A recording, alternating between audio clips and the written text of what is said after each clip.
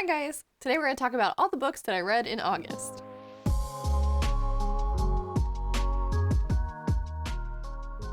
August was a really good reading month for me. I feel like I tackled a really big chunk of my TBR. I actually got to most of them. I feel like I read a lot, so let's get into it.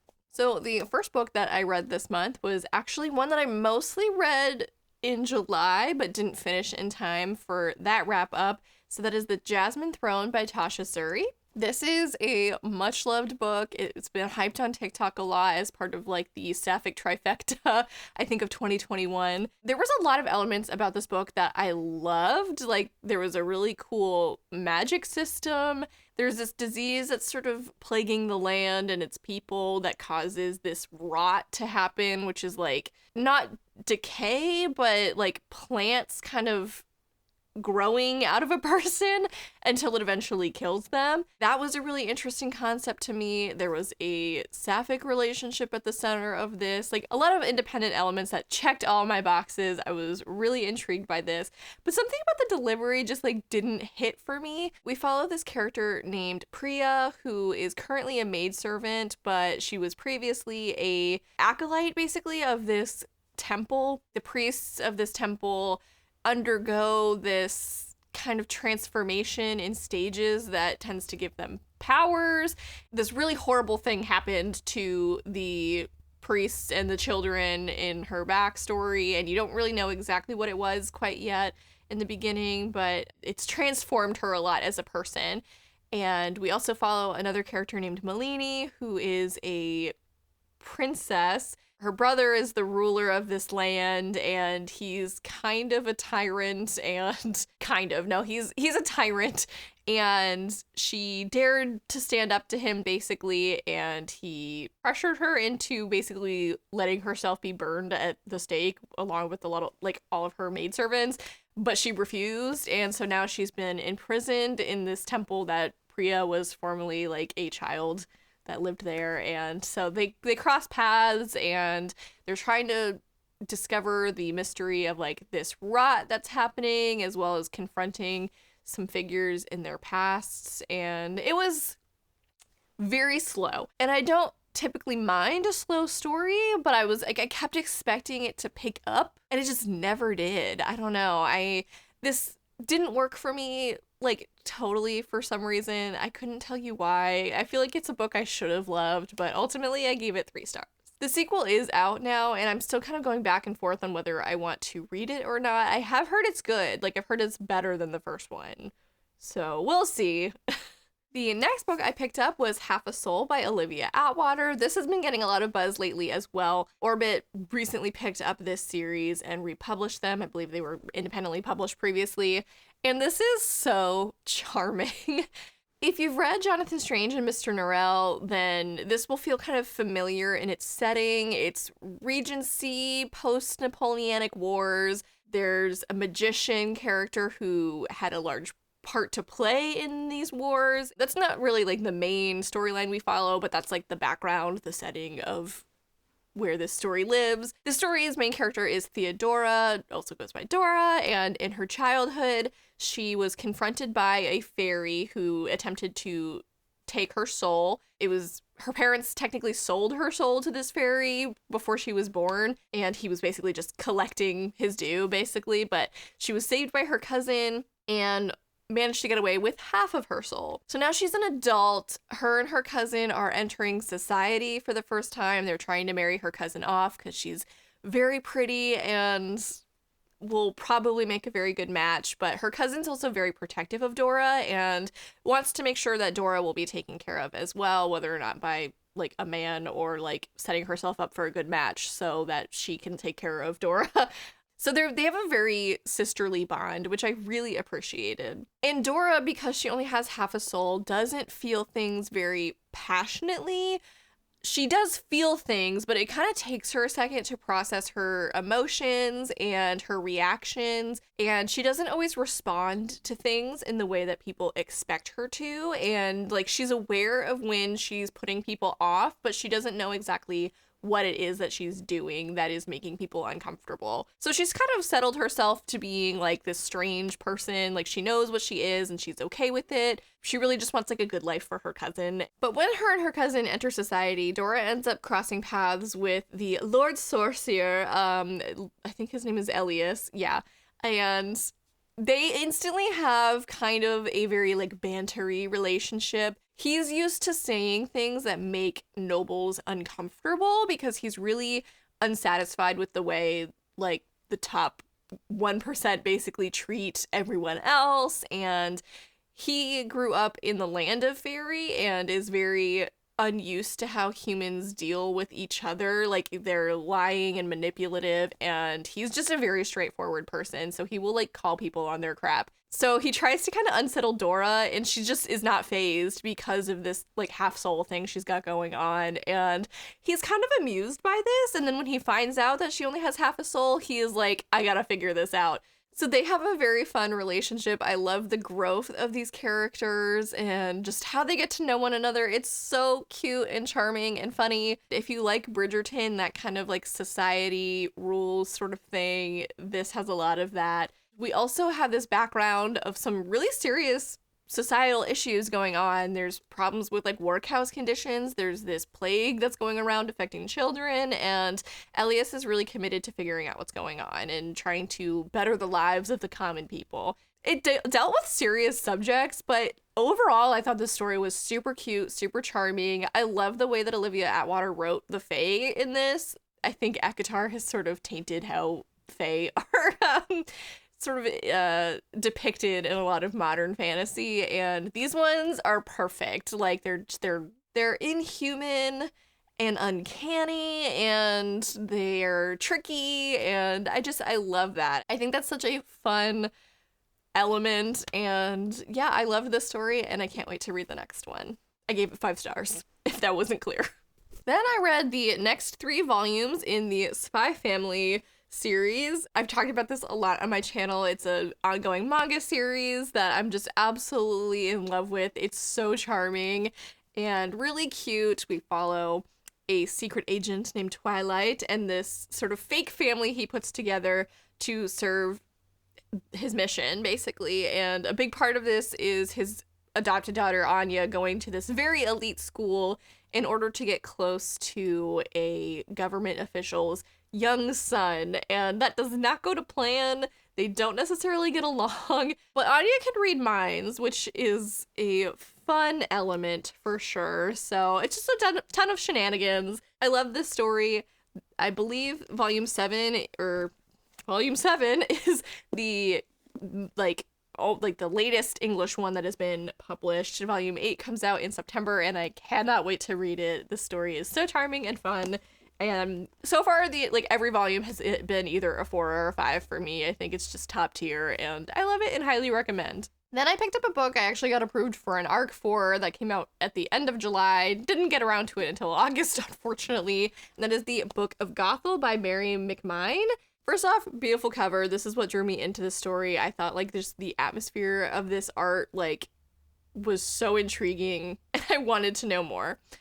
I will say right off the bat, this could have not been a retelling, and it would not have changed very much, in my opinion. It has a very, historical fantasy vibe, and it's if the Mother Gothel character existed in what is our real world, what would that have looked like, and sort of how things really played out versus how they were spun later into more fantastical stories. There is an element of magic in this, but it feels very rooted in nature and stuff, so it makes it feel a little bit more realistic than your typical fairy tale does. But yeah, this deals with a character whose name I cannot remember right now. Halewise? I am probably not pronouncing that correctly. Her upbringing and her relationship with her mother, and her mother passing on sort of this magical knowledge in a world where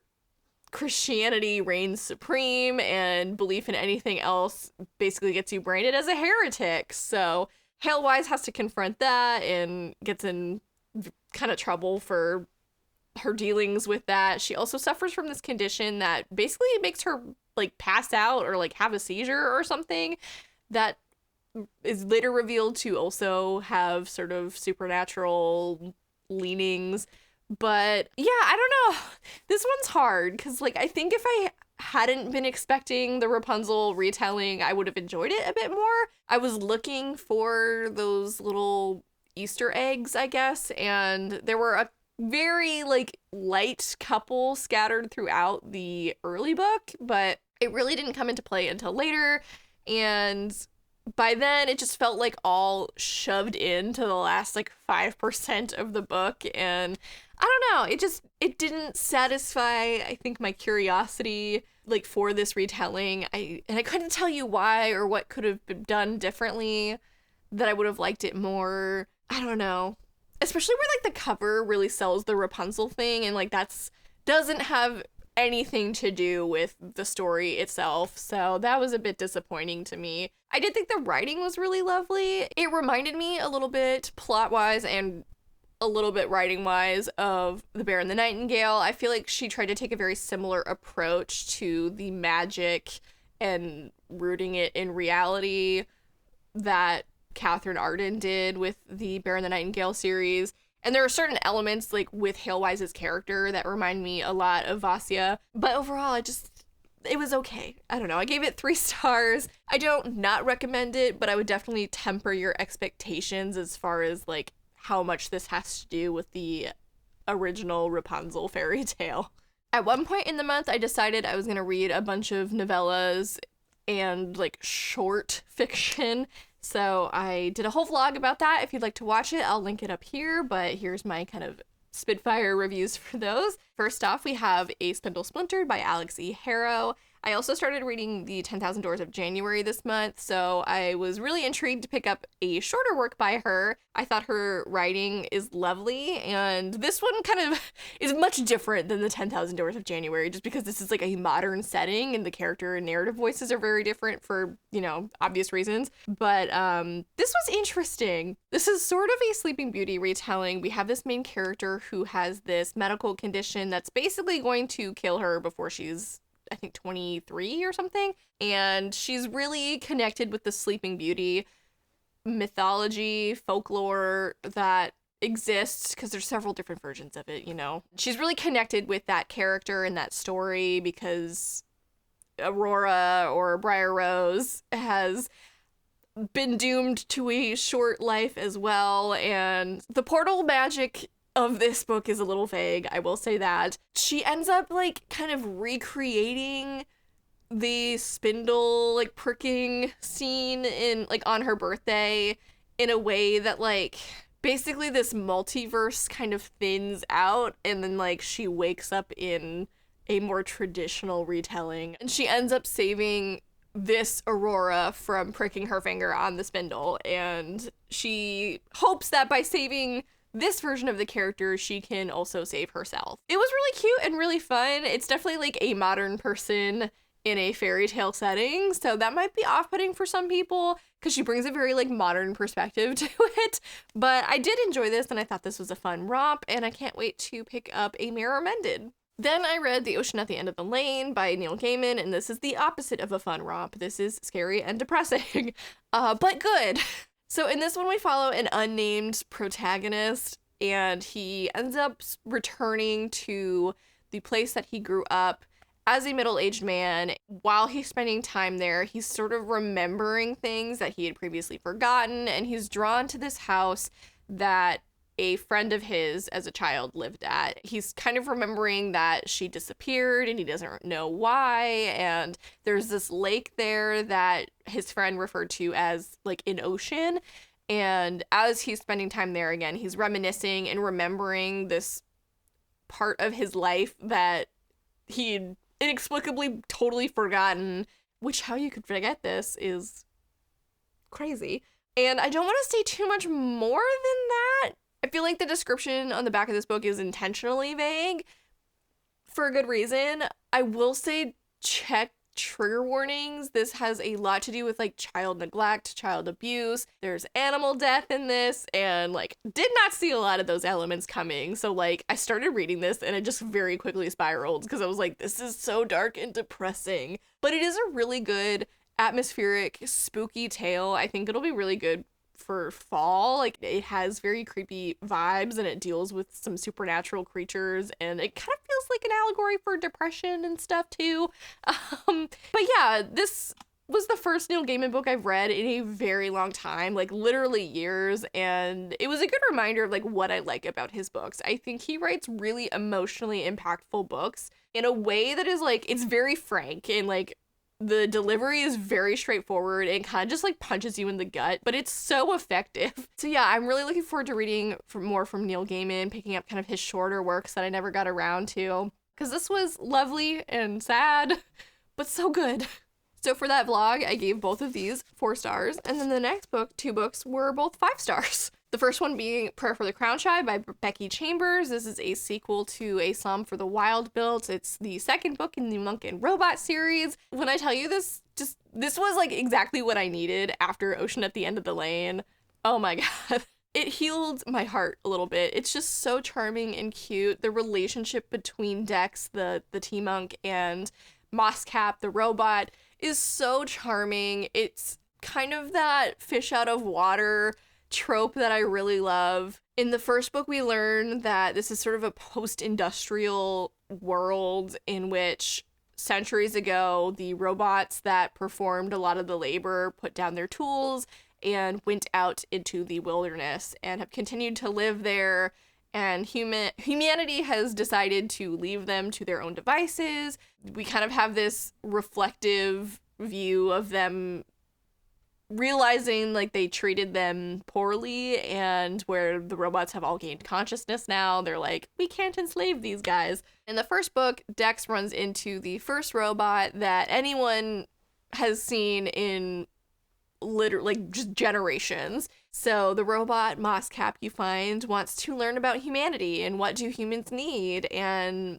Dex allows Mosscap to go along with them on their travels through the land as a T-Monk, and Mosscap has the opportunity to learn about people, and we follow more of that in this book, which I loved the first book, but this one had a lot of that heart to it that, like, as Mosscap is learning about people, I just thought was so cute. And it really, like, as a human reader, obviously, makes you reflect on like what is so charming about humanity and people. It was lovely and so cute. It's a really quick read. Definitely recommend this series. I need to read more Becky Chambers because I just love the way that she writes her sci-fi. It's so cozy and comforting. So yeah, I gave this a 5-star. And then I picked up my favorite book, possibly of the month, actually, but definitely of that vlog, and that is Nettle and Bone by T. Kingfisher. This is super popular right now. I know everyone is talking about it, but like for really good reason. This is like an original fairy tale. It has like the dark elements that remind me of like a Grimm fairy tale, but a lot of heart and charm that make it funny and just so readable. I loved the characters in this one. It kind of felt like a D&D adventure, honestly. We follow this character named Mara, who is the 3rd daughter of a very tiny kingdom. Her eldest sisters have been married off to this prince. The first and eldest daughter died pretty quickly, but then after she died, the second daughter married the same guy. And then Mara was kind of stuffed into a convent to make sure that she didn't marry and have any heirs that would threaten her older sister's future children's claim to any thrones.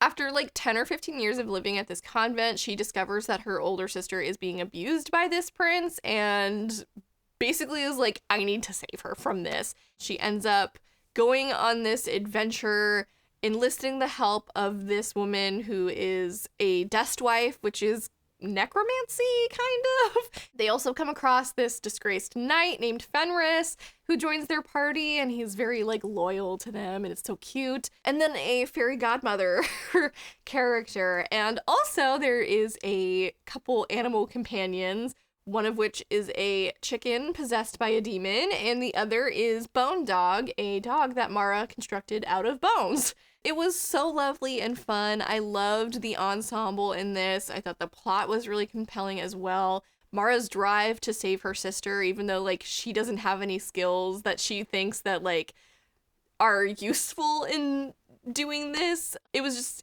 so compelling to read about. She was really charming. I loved the Dust Wife. She was hilarious. Fenris is my new book husband.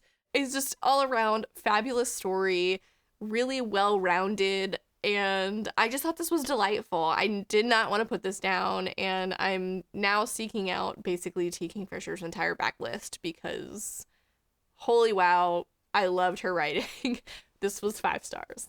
I also read Remarkably Bright Creatures by Shelby Van Pelt this month. I got this one from the library. This one follows a widowed older woman. She's like in her 70s. Her husband has recently passed away. But the biggest heartbreak of her life was her son dying at like 18 or 19 years old a couple decades ago, and she's never really gotten over this. The circumstances of his death were kind of mysterious. The police assumed it was a suicide, but she doesn't believe so. Again, it's never really been solved, and it's eaten away at her ever since, and she is like a very emotionally reserved person because she doesn't want to get hurt again. So we follow her as she's working at this aquarium in this really small town that's, you know, by the sea. She takes a lot of pride in her work as a custodian. Like, she wants to make the place spotless. She's really proud of her work. We also follow the perspective of a giant Pacific octopus that lives at this aquarium, and he has very funny observations about people and humanity in general. He also likes to take kind of nightly trips outside of his tank,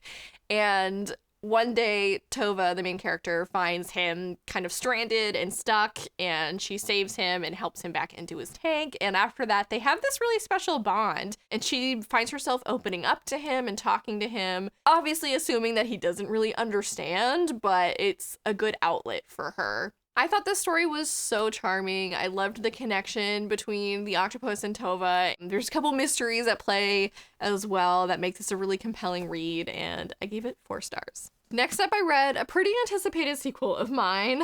This is definitely like popcorn reading material. It's not objectively like the best thing I've ever read, but it's a fun time, you know? And that is These Twisted Bonds by Lexi Ryan, the sequel to These Hollow Vows, which came out, I believe, last year around this time. This is the second book in this duology, and we follow a character named Abriella, who is a human who hates Fae, but ends up getting wrapped up in Fae drama in order to save her sister in the first book. And I can't really talk about this book too much without spoiling some pretty major things in that first book, so I'm gonna try to talk around that. But the first book leaves off on a cliffhanger that was like, dang it, I need to pick this next book up immediately. Luckily, it picks up right where it left off, and it was super easy to dive right in. This is very, again, like just silly drama. There's a love triangle. It's very angsty, and if you like that kind of thing, like as a guilty pleasure, I highly recommend this duology. Again, is it good? If you like ACOTAR, it is. I would say it's very derivative of ACOTAR, but it has a lot of that same fun drama that makes both that series and this duology very compulsively readable. I didn't want to put it down. It was a lot of fun. I loved the relationship dynamics. Did the plot get kind of convoluted and weird in this one? Yes. I didn't enjoy it as much as I did the first one just because it got so convoluted as you went on. There were certain parts of the book that I was like, I don't understand what is happening right now, which is not my favorite. I love a good fantasy book, but you have to be able to explain it in a way that is digestible, and I'm not sure she totally accomplished that in certain parts of this book, but I thought it was a satisfying end to the duology. It was a fun time. I gave it 3 out of 5 stars. Then I picked up an arc from NetGalley and actually read it immediately. Who Am I? And that is a graphic novel called Hollow. This was really cute. It's a kind of retelling or continuation of the Sleepy Hollow story by Washington Irving. I will say it does assume you have familiarity with this story. So if you only know about like the Headless Horseman thing, like and like the imagery of that, you might be a little confused because there are certain key players in that original story that have descendants that are in this story, and that has a lot of impact on the story as a whole. But overall, I thought this was a really fun time. I liked the character dynamics between our main character, I think her name's Izzy Crane, who is not, like, confirmed to be a descendant of Ichabod, but it's kind of hinted at. We also follow Vicky Van Tassel, who is a descendant of one of the original characters from the Washington Irving story. Their dynamic was so cute. There's like a sapphic relationship thing happening. They also have another friend named Croc, who is really funny, and I liked the comedic relief that he provided in what would otherwise be a kind of scary situation, I think, for some teenagers. So there's a really fun mystery at the center of this. I loved the Headless Horseman character. I thought they were really entertaining, and this was a really cute graphic novel. It kind of straddles middle grade and YA for me. It reads young, but it does deal with, like, teenage characters, so it's like a young YA, I guess. I think if you like Pumpkinheads, this is a great similar read to pick up for the fall season, and I had a lot of fun with it, and I rated it 4 out of 5 stars. Next, I read the latest installment in the Married to Magic series by Elise Kova, and that is Duel with the Vampire Lord. I will say, I loved all the cover art for this series, and while I think this is beautiful, I think it does not represent the main characters very well. This guy is 24 years old, and he looks middle-aged here, so that's my main beef. There's character art on the inside flap that I think is much better. Anyways, in this one we follow a forge maiden named Florian, and she lives in a very secluded community. It's called Hunter's Hamlet, and she is like a sacred person in this community and like is not allowed to be touched or be with anyone until the master hunter determines that she's eligible to marry and he will pick out her husband so that they can continue this line of forge maidens that know how to forge this like silver composite. I don't know, it's like this unique way that they forge the weapons that's imbued with silver, but like it's not too soft to be used as a weapon in order to hunt the vampires that continuously plague their town. Every full moon, their town is attacked by these mindless vampires, and so they're always on the defense. There's this thing called the blood moon coming up, which is more dangerous for some reason. I think that it makes the vampires more powerful, and it only happens like once every 500 years. So Florian's brother is a hunter, and she's really worried about him, and he's really worried about her, because their walls I don't think have ever been breached, but like if they're going to be, it would be during this event. And so he's provided her training her whole life, even though that's kind of taboo. And then he also gives her this like elixir that is supposed to make her extremely tough and strong in order to defend herself against these vampires should they breach the wall and attack their home. All does not go according to plan, however, and during the blood moon, Florian ends up leaving the hamlet to help her brother and runs into the vampire lord, Ruvian. They immediately start fighting, and he kind of ends up kidnapping her and bringing her back to his decaying castle so that she, a human, might help him with this mystery, this curse that has plagued the vampires for thousands of years. She ends up being blood sworn to him so that, one, she can't attack him without, dying herself, and two, that she can survive in Midscape, which we've explored in previous installments of this series. Humans cannot survive in this land. It like eats away at them and they slowly like decay. But being bloodsworn to Ruvian helps her maintain enough stamina to live in this area until they figure out this mystery. And this was a really fun read. I thought so far it's the best of the series. I don't know if it's my favorite romance, but like the plot and the mystery at the center of this I thought was the most intriguing and the least predictable. Like there were certain elements that were predictable, but like I was constantly like, I need to know what's happening. And the previous books didn't really quite have that as intensely for me. So I thought this had a really compelling mystery. It was a lot of fun to read. The tension between these two characters was a lot of fun. If you like vampires and vampire romances, I strongly recommend this book, and I gave it 4 out of 5 stars. Next up, I read Carrie Soto is Back by Taylor Jenkins Reid. This was an arc that I received from NetGalley. This has had a lot of controversy surrounding it. So I just want to get that out of the way first. I will always prefer reading a Latinx story written by a Latinx author. Taylor Jenkins Reid is really huge. I didn't realize when I requested this book that, like, Carrie Soto was, one, Hispanic, and two, like, that would play such a big part in this story. And yeah, so it is what it is.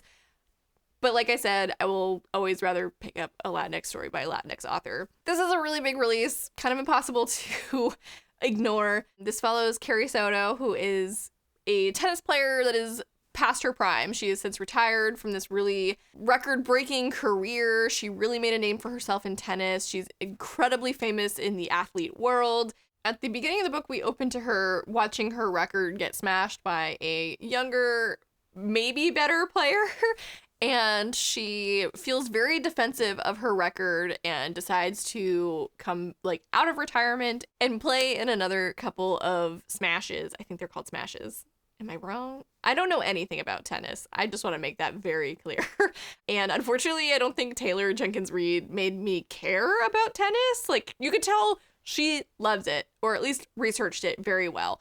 I admired Carrie's drive to win and how unapologetic she was about her talent and skill, but I did not care about the details of the matches. That's on me. I don't really watch sports or care about sports very much, so that has nothing to do with Taylor Jenkins Reid's capacity as a writer. I just didn't really care for the subject material. The character relationships were really what drove this novel for me. Her relationship with her dad is very touching.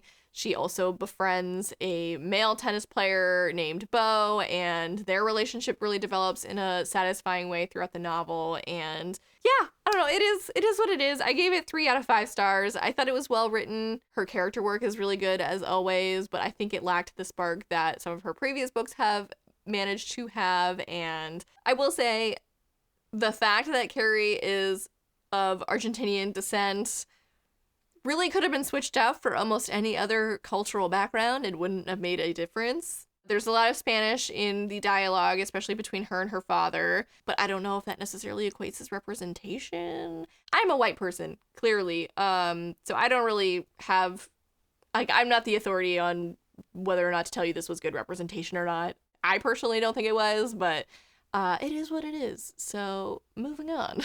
Then I picked up another arc that I read immediately because it was a comic compilation, and that is Cryptic Club by Sarah Anderson. Sarah Anderson is also known as Sarah Scribbles, and I've been following her on Instagram for quite some time. I love her comics. They're really fun and cute. And this one is a compilation of all the ones that she's done about cryptids, which includes the Loch Ness Monster, Bigfoot, Chupacabra, like a bunch of these kind of figures. And they're so charming and funny.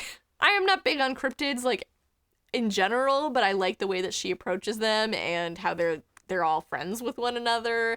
I loved reading their, like, shenanigans, and these are all pretty, like, standalone 4-panel comics for the most part, but you could definitely see there's, like, this thread that is woven throughout the compilation that really highlights their relationships with one another. There's a couple funny ones about, like, a siren dating a siren head, I think it is, which is like a more recently invented cryptid. I can't remember the creator's name, I apologize, but it's just funny stuff like that.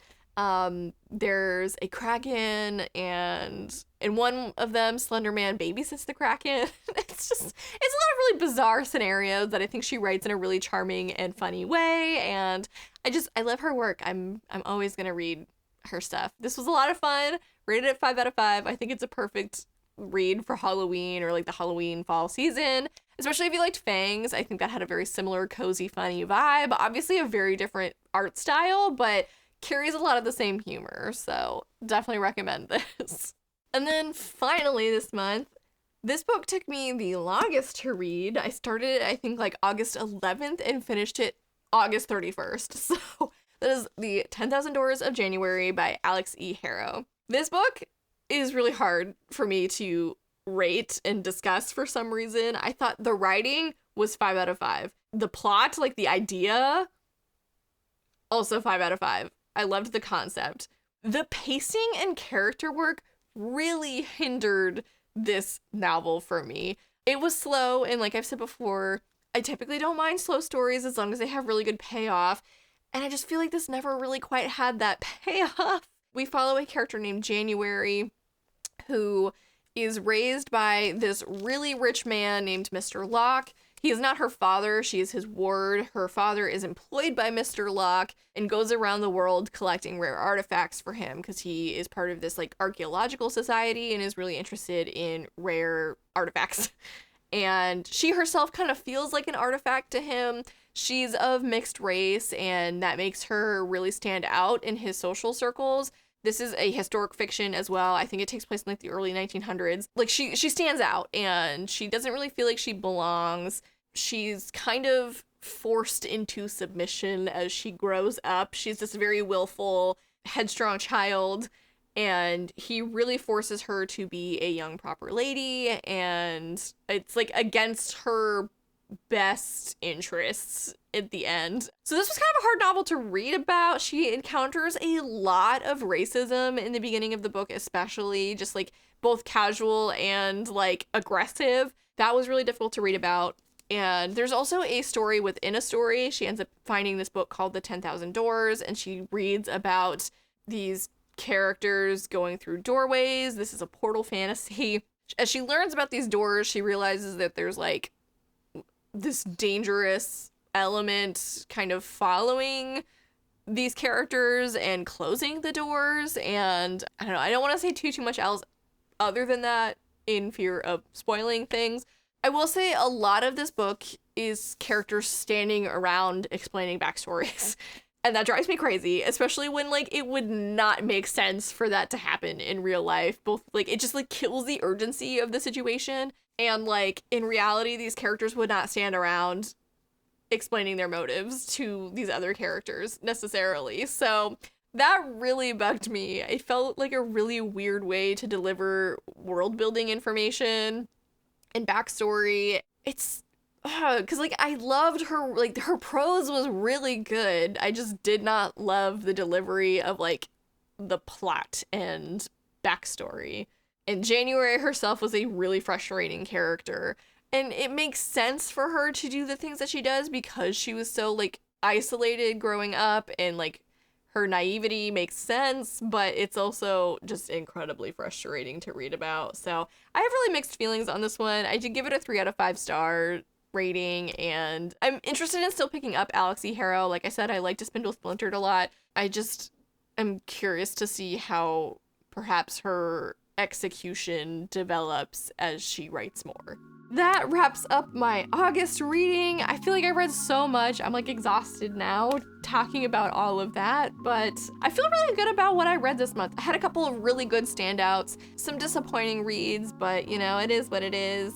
Happens every month pretty much. Let me know down below if you've read any of these books and what you think about them. I would love to discuss them. Thank you guys so much for watching. Feel free to follow my socials down in the description box below, like this video, and subscribe to my channel if you haven't already. And as always, have a lovely day.